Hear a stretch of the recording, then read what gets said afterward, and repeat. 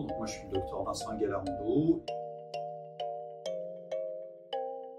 et le centre de référence maintenant, qui était centre de compétences mais qui devient centre de référence constitutif, Céramique Cardio, qui est spécialisé dans la prise en charge des amyloses cardiaques.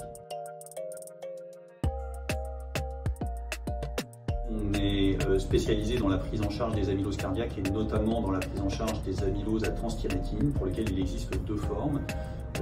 Les amyloses à transthyrétine héréditaires qui peuvent atteindre le sujet relativement jeune, à partir de 25-30 ans, et puis des amyloses à transthyrétine sans composante héréditaire qui atteint des patients qui sont plutôt autour de la 8e décade.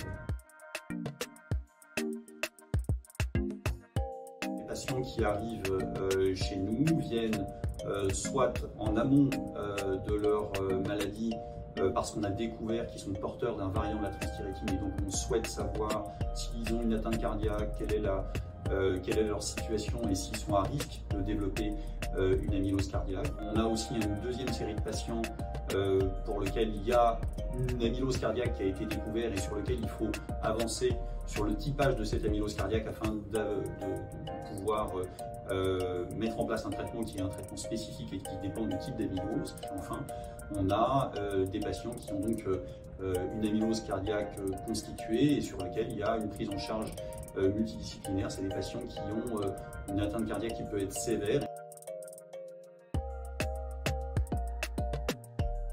Cette labellisation, c'est une excellente nouvelle pour nous. Ça va nous permettre déjà une vraie reconnaissance du travail effectué sur les dernières années.